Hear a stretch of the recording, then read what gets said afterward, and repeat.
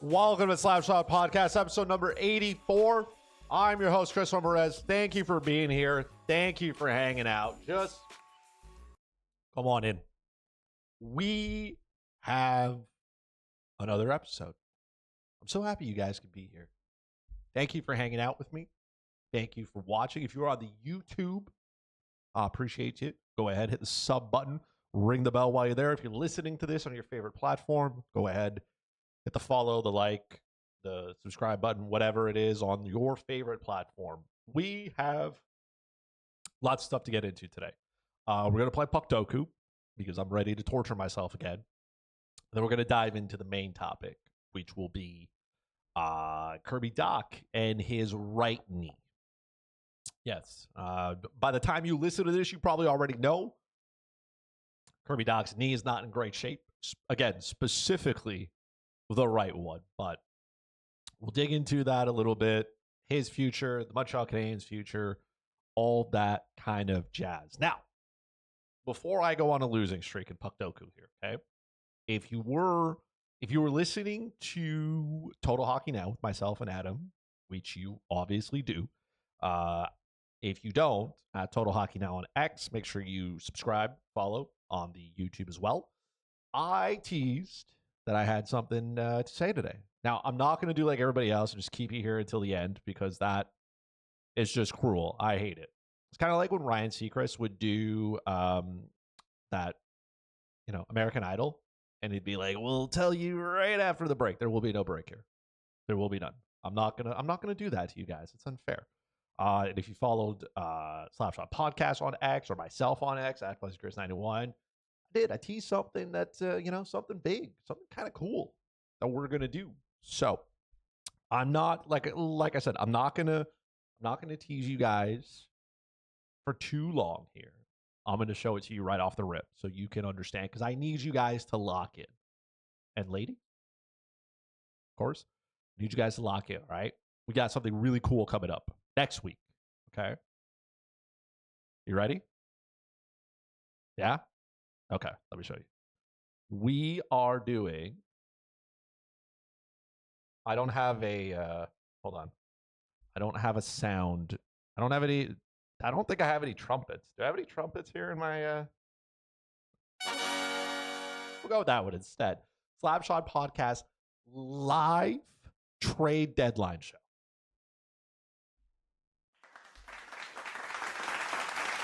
Oh, the classic.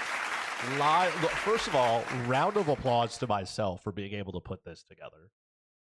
My editing skills are not very good, but we are going to do a live show for trade deadline. I have the day off because this is an unofficial holiday. So it'll be a live show on YouTube. I'll now, depending on my capabilities, I will try to stream it as well on X, not through Slapshot Podcast's X account, but through mine, since I give Elon some money every month so I can have a blue little check mark.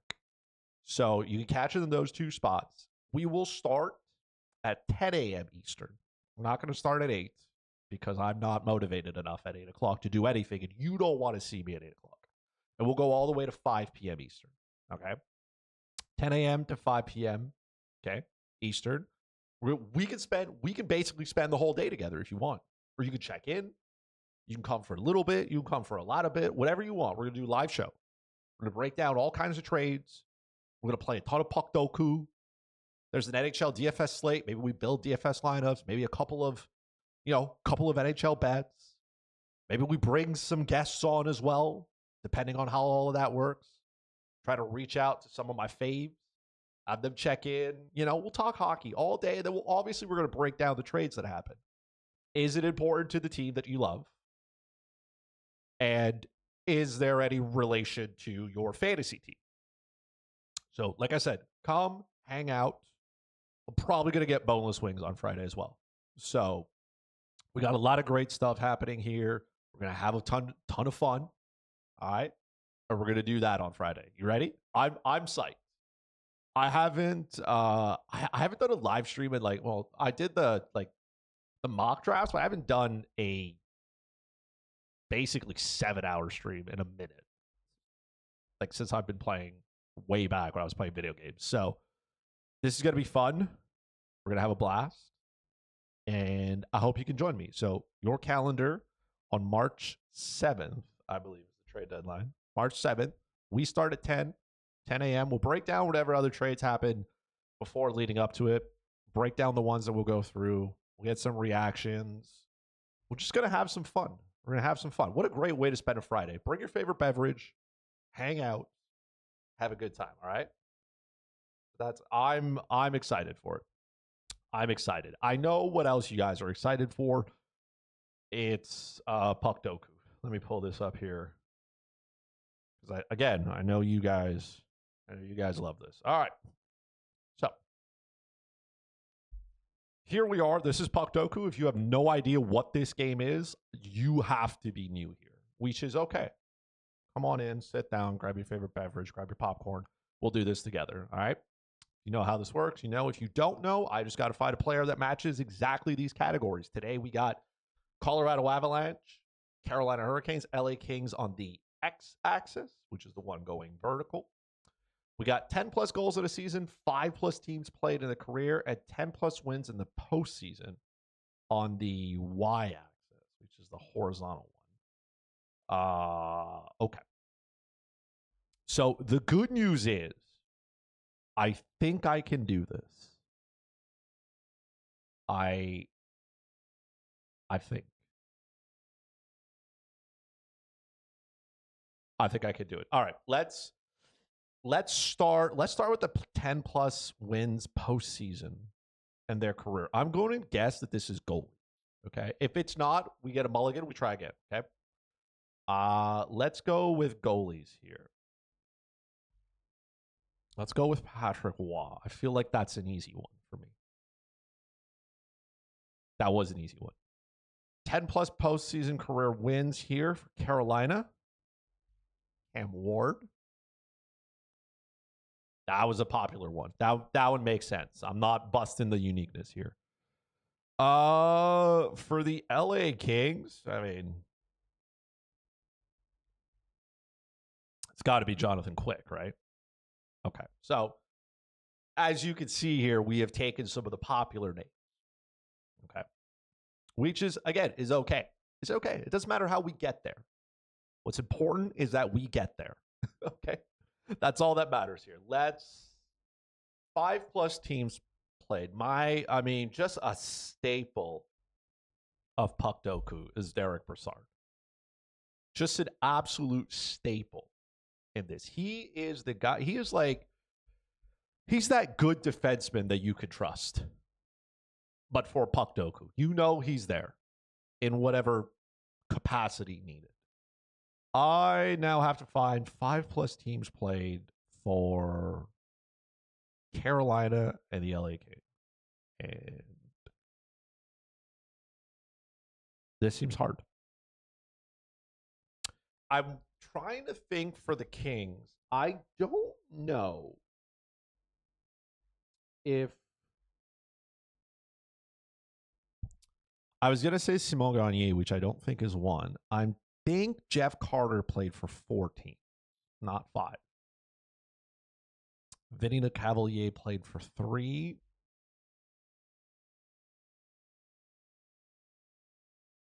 I was going to say Wayne Gretzky, but I don't think they count the WHL in there, so I'm not going to do that.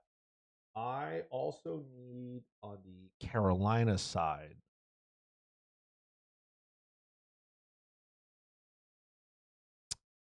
It was a little bit harder than I thought it would be.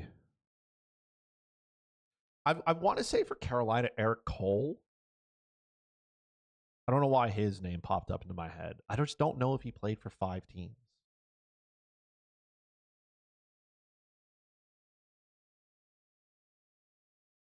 What about Joel Edmondson? Joel Edmondson came from Carolina. He played Carolina, Montreal, the Capitals, and the Kings. Joel Edmondson played for another team? I don't think so. You know what the worst part is? It's going to hit me in the face when it happens. Oh, man. I got to think of like a journeyman. I'm trying to think back to like the Kings way back in the day, like Aaron Ward. I don't know if he did as well.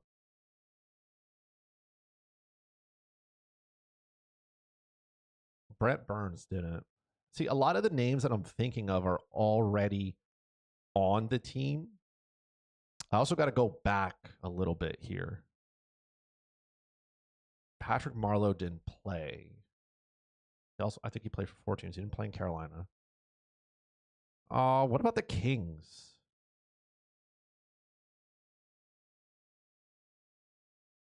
I don't remember. Did Dustin? I don't remember if Dustin Penner. I don't know why Dustin Penner is good. You know what I love about this game? Sometimes I just like things just hit me, and I'm like, I just think of random players. Let's do 10 plus goals in a season because I feel like that one is easy. Let's do for Colorado. Let's go classic. Joe Sakic. Only 6%. Wow. Okay. Carolina, let's do lots of great options here. Which one do I want to go with? Sebastian Aho. I like how they get the designation between forward and defense. Sebastian Aho, 10%. No picture for Sebastian Aho. Wild. LA Kings. Dustin Brown.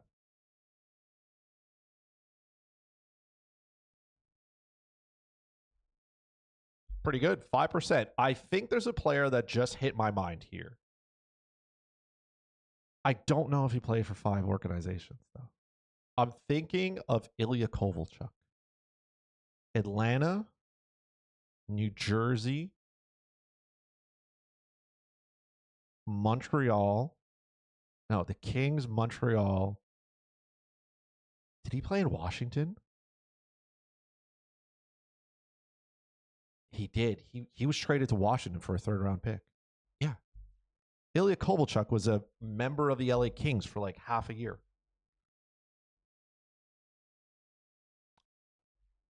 I am so good. I'm so good. Okay. I just want you guys to know this one isn't that hard. I'm just struggling a lot. Okay. A Carolina Hurricanes player that has played for 5 teams in their career.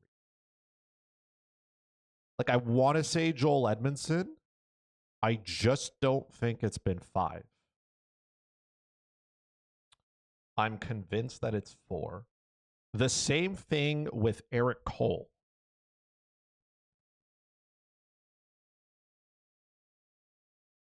I'm trying to think of.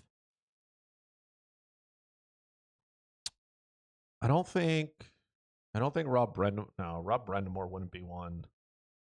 I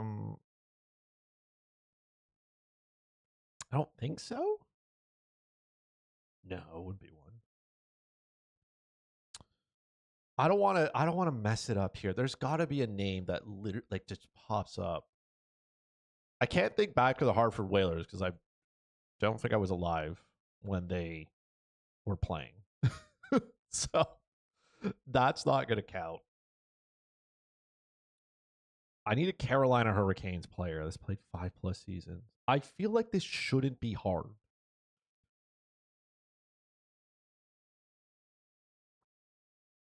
See, I have Dmitry Orlov in my head. That one's not. Keeps going back to the same guys. I'm thinking about Shane Gostisbehere. I don't think he's played for 5 organizations. I don't think he has.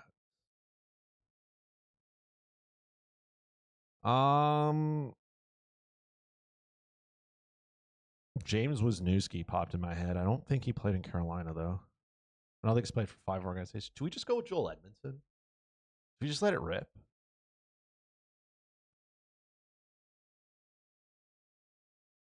Five plus organizations. Did Derick Brassard play in Carolina? Must have.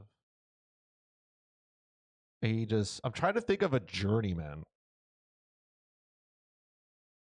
Did Keith Kincaid play in Carolina? He's played everywhere too. I don't remember if he has. Or like Alex Galchenyuk. That would have been Alex. You know what I should have done? I should have put Alex Galchenyuk for Colorado. I'm guessing Derick Brassard must have played in Carolina at some point. I just don't know if Joel Edmondson played somewhere else before Carolina. I know he's played for 4 teams, including Carolina. I don't know if he's played for one before. F it.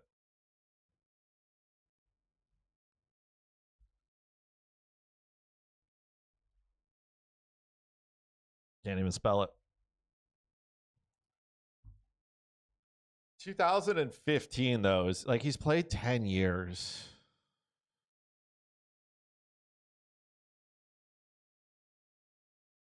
Do I want to ruin this? Do it. Oh boy, there we go, baby. Hey. Oh. He did. There we go. Look at me banging here. Boston. Where did Joel Edmondson, hockey DB. Hold on.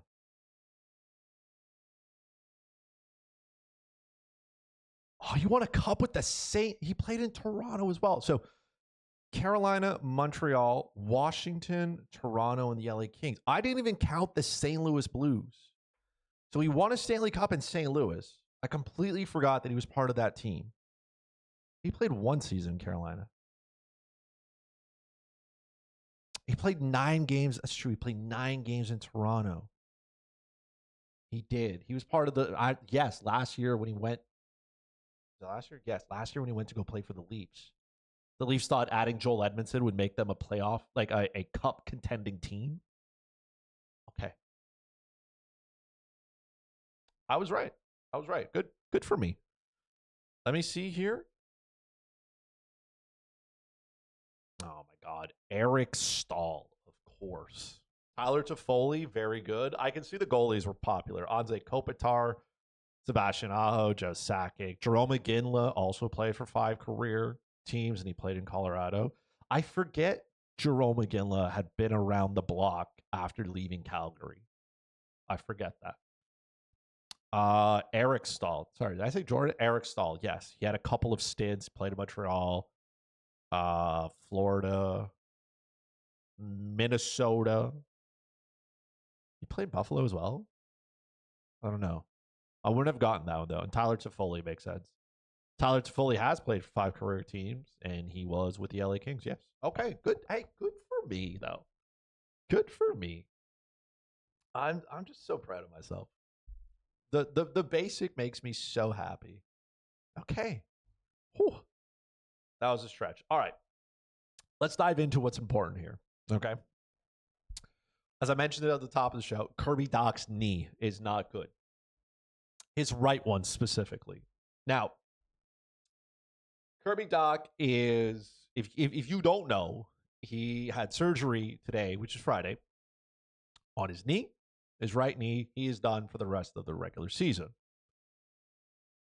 which just feels like an occurrence that keeps happening. Kirby Dach being unable to finish a season. I feel bad for him. I feel bad for the kid. I'm not going to lie. Because it's not, I know some people are like, oh, players are injury prone and stuff. And you're like, okay, like it's maybe. But Kirby Dach and the hit that he took in that game, I don't remember which one. It wasn't anything bad. The one the year before where he played 2 games and then got his knee blown out. Don't forget, last year he missed basically the entire season except for 2 games with the ACL MCL injury. The year before that, his season was cut short due to upper body, lower body injuries. He has played 70 games here. I'll show you. He's played 70 games once in his career. Okay. Now, Kirby Dach's career high is 38 points. And this was a very trying season for him. Okay. He's coming back from the knee injury. It wasn't always the easiest. And there are a lot of good things about Kirby Dach. He is a big body who can skate. He's got skill. He just hasn't put it together yet in the NHL. And I don't know if he ever will. Now, some people are like, oh, the Montreal Canadiens lost that trade by moving Romanov and a pick because Chicago ends up getting Nazar with the pick. And I'm like, maybe. And everybody knew what you were getting with Kirby Dach. Kind of. The Montreal Canadiens here bet on the potential of what he can be. It just hasn't happened. His career keeps getting derailed because he keeps getting injured. And the problem is it's not little injuries. These are significant injuries to his knee, the same knee that he hurt last year. Now, one could argue the same for Caden Gooley, who keeps getting hurt. But for me, it's not just about Kirby Dach anymore, because the Montreal Canadiens need to do something. And this Dach injury, now the team has said he'll be ready for training camp next year, which is great. But what are you going to do in the meantime? You know what I mean? Let me pull this up here. This is, pull it up here. Okay. Courtesy, obviously, of Daily Faceoff, right? This is the Montreal Canadiens lineup today. Okay. Let's go through a couple of things here before we dig in as to what Montreal Canadiens need to do here. Okay. Nick Suzuki is a number one center. I will fight you if you say otherwise. Okay. Don't be dumb. Cole Caulfield, by the way, that goal against San Jose, absolutely filth. Absolutely filth. Cole Caulfield is elite. Nick Suzuki is a top center. I can't hear it. Okay. Here's where the rest of this gets a little bit dicey. Because now let's take Kirby Dach out of the equation, regardless of what it is. Okay. Owen Beck is not a second line center in the NHL. Probably best suited in a bottom six role. He's still young. Okay. He's there right now. Alex Newhook, by the way, not a center. Probably better as a winger. Christian Dvorak is in the last year of his deal. He is not going to be re-signed.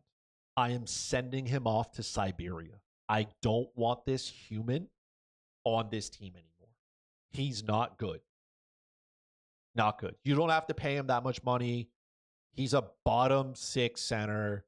I know he wins face-off. You can find that. He's just not good. So you don't have to re-sign him. And if you do, fine. But keep it on a short term for $1 million or something. I don't know. And Jake Evans, well, remember when Jake Evans couldn't stop scoring? He's cooled off quite a bit, which is good. But the problem is now is a lot of talk around the Montreal Canadiens that they are getting calls for Jake Evans. And, Kent Hughes is not going to trade him for nothing. Right? A meaningless pick. He'd much rather keep him.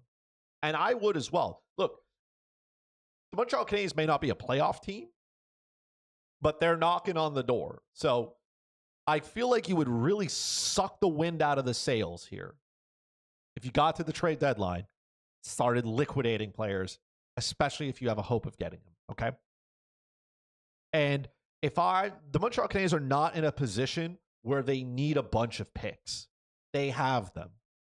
They have enough picks. So it's not a question of going out and getting a mid-round, third or fourth round pick. At that point, keep him. Or a lot of talk about trading Evans and Armia. They kill penalties really good. They both have 3 shorthanded goals on the year. Maybe you package them together. You get a better return. And then Emil Heineman cries because he's lost his whole line. Okay? Now, let's take Owen Beck out of it for a second. We take Christian Dvorak and Jake Evans out of that. You have Nick Suzuki as your number one center. And then what? Because Kirby Dach can't stay healthy, and the pipeline doesn't have enough to support the center position. At some point, you need a little bit of veteran leadership down the middle. Okay? You need it. And the problem is, here's the problem. Montreal Canadiens don't have it. They don't have it. Here is the courtesy of Cat Wagers, right? Big fan. Okay. This is the Montreal Canadiens cap situation today. Now, Kirby Dach hasn't been placed on IR yet. That should happen. That should free up about another, where is it? 3 point some odd million dollars, 3.3. So that should add about a deadline cap space of close to $10 million. They're going to have money at the deadline if they want to do something. Okay. Here's the problem. Again, let's take Owen Beck out of it because I don't think he's a top 6 centerman. Let's move down here a little bit. Okay. In the minors, right, Raphael Harvey-Pinard is there. I do not believe that he is a top 6 centerman. Okay. And then what? You could play Joshua Waugh in the middle, but he's probably better suited as a winger. And then you have some aging middle of the lineup players. Brandon Gignac, Alex Barboulay, Lucas Condotta. Those are not top centermen, right? Let's not get it twisted. Okay. There are lots of, I say, better depth centermen here, which is why you can let guys like Evans and Dvorak go. I know that you still need a little bit of leadership. You do. You definitely do. But at some point, choices have to be made here, okay? Now you're saying, Chris, well, what about, what if we go down on the reserve list here, so players who have yet to sign their entry-level contract? Michael Hague is probably the best, right? But he's playing college hockey, and he's probably going to need some seasoning in the AHL, which is fine. You go to where you need to be to get better. Okay?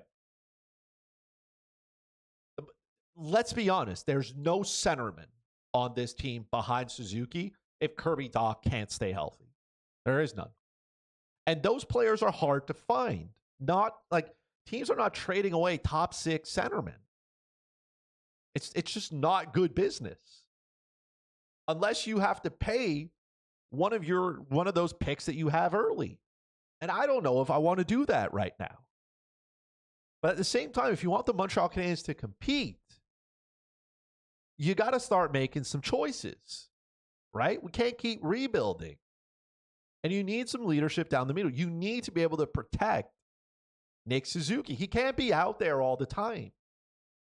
You need others around him to. I think the reason he's having another successful season, he also, yes, he can kill penalties. Yes, he can do all that, but he doesn't have to.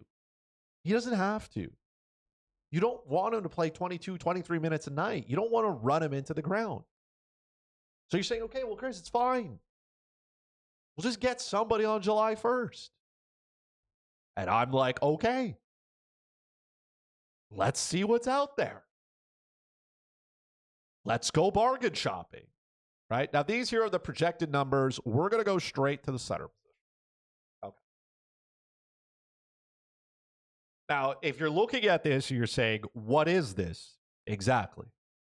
This is not good. Now, over here, again, if you're listening, I'm sorry. But Cap Wagers has what they expect the projected cap hit to be and what they expect the projected term to be. Okay? Now, they have Jake Evans at 4 years, $3.6 million in a comparable deal to Lars Eller. And, that's just a no from me, right? I'm not giving Jake Evans 3 point some odd million for 4 years. Sorry, man. Not going to happen. Now, John Tavares is on this list. I say this, but as a 34-year-old, but 34 is old for John. John Tavares is no longer the player he once was. If his comparable right now is $8 million, no, I don't want it. I most certainly do not. And I believe he probably gets that from somebody. And I think he gets it with a little bit of term. The same way Steven Stamkos got his money. And how's that working out for you? No. Brock Nelson is the other one here. They actually expect him to get a raise. Closer to $7 million on a 3-year term. And then it gets real thin after that. Claude Giroux is there. I don't think Claude Giroux is a centerman anymore. I most certainly am not paying in the $7 million range for Claude Giroux. Michael Granlund is there. I don't think I want to go down that route either. And then it's like Yanni Gord, Nick Bukestad, Nick Dow, Lars Eller, Luca. Like, this is not a great center list, right? The only player that does have my attention is Sam Bennett. Now, for obvious reasons. Sam Bennett is a very good centerman. I don't know if I consider him to be a second line center, though.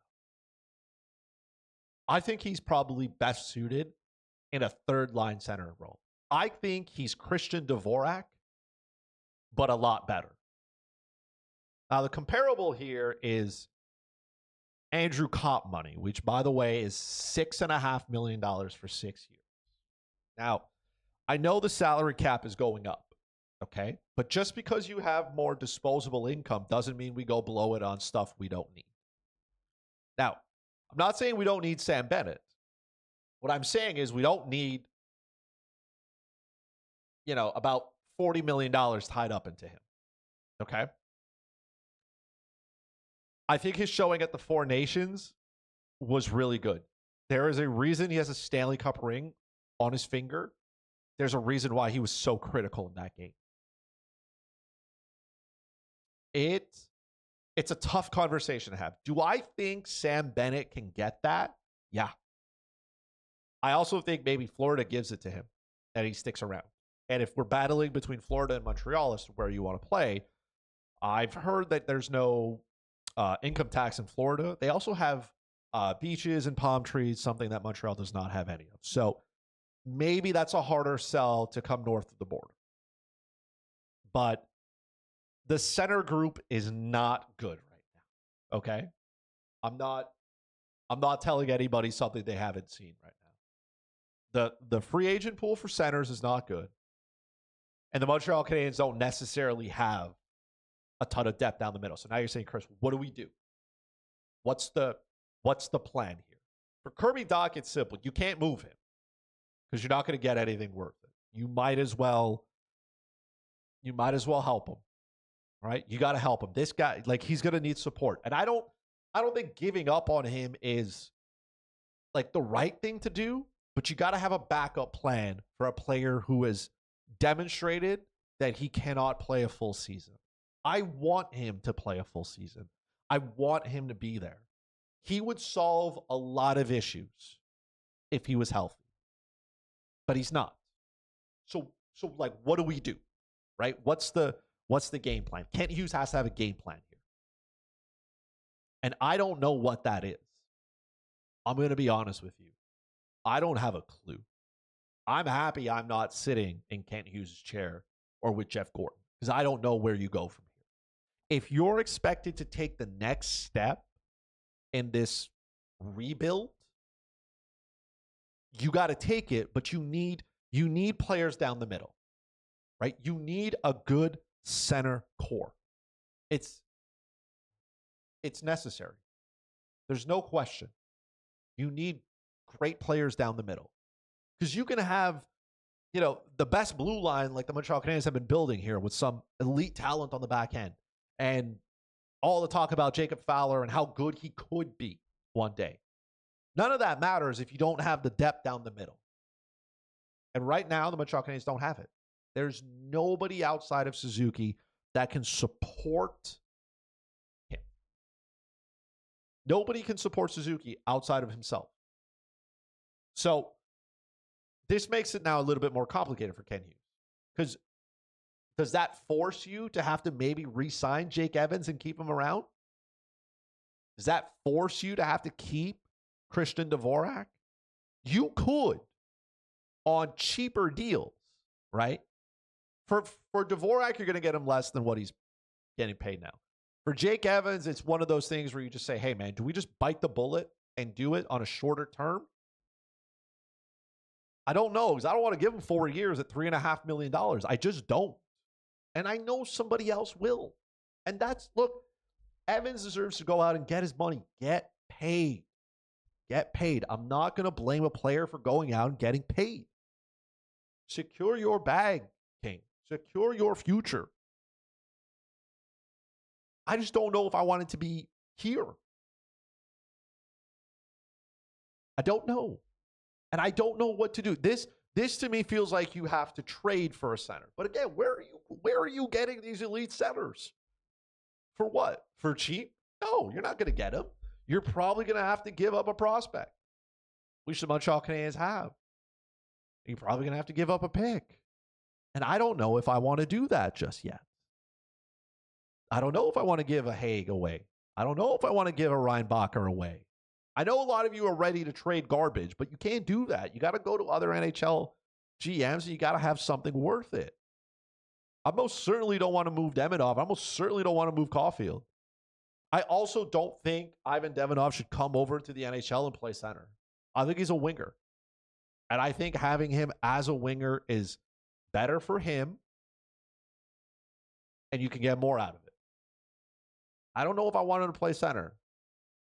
He's not playing center in the KHL. Apparently he can, but that's not where I want him to play. So I don't know what to do. If you're asking me what I would do, I don't know. I don't know. I have no idea where we go from here. But it has to be addressed. And somebody a lot smarter than me is going to address it. Now, if you think you know how to fix this, by all means, tell me. At FuzzyChris91, at SlapShotPod, tell me how to fix it. In the YouTube comment section, tell me your hypothetical trade. Go ahead. We did one a couple of weeks ago, right? I wanted to move Patrick Laine and, a pick or something so we can get Noah Dobson. Now we can't, that hypothetical trade that may never happen can't happen anymore. Because Kirby Dach is hurt again. Can't start moving Laine for another defenseman when you got, I don't think Noah Dobson can play center. Something's got to happen down the middle here. And it's probably going to be via trade because that free agent class down the middle is not good. Now, I know some of you think Mikko Rantanen can play center. Stop. Okay? He can't. He is a winger. Also, a lot of people are already talking about moving Mikko Rantanen. Come on, man. Give the guy a chance. He just got to Carolina. Let him buy a place. Apparently, they did make him an offer, which was over 9 figures, so 100 mil plus. And he's thinking about it. Imagine having to think about 100 mil. That could be me. Could not. So, yeah, I don't know what to do with the Montreal Canadiens. I don't know what they're going to do down the middle. But, I want Kirby Dach to be healthy. I do. And this is going to be a path. Because now he's going to come back next year. And who knows how that knee responds. All I know is every time you operate on something, it's not as strong as it once was. And it was never strong to start with. So, and it puts an end to a very disappointing year for him. Let's be honest. It was not a good year for him. Not good. But I don't know what to do, man. I don't know what to do here. Down the middle. It's not looking good. I don't know how we finish off the year here. Again, if Montreal Canadiens are not in a playoff run, that's fine. Like, you know what? It would suck, right? Because, like I said, you're taking the wind out of the sails. Maybe you bring up some guys and you try to see what you have. If you don't think you can make the playoffs, start to look around those guys in the minors and say, hey, man, what do we have here? What is the game plan? Maybe give Owen back more of those minutes and see if there's something there that can develop. But I'm not feeling confident right now. That's what I'm saying. Not feeling confident, but we'll see how it goes. There you go, ladies and gentlemen. That is the podcast for this week. As always, thank you so much for hanging out with me. If you have made it to the end here, I appreciate you. Go ahead, hit the sub button and ring the bell, okay? You can follow me, like I said, on X, at FuzzyChris91. Follow the podcast on X, at Slapshot Podcast. Again, next week, live show, 10 a.m. Eastern. Lock in. We got so much to talk about. It's going to be a blast. I hope you can join me. I hope you can hang out. Like I said, we're going to have a great time. Pop some beverages. Have a blast. All right? I appreciate all of you for being here. Thank you so much for hanging out with me. We'll see each other next week.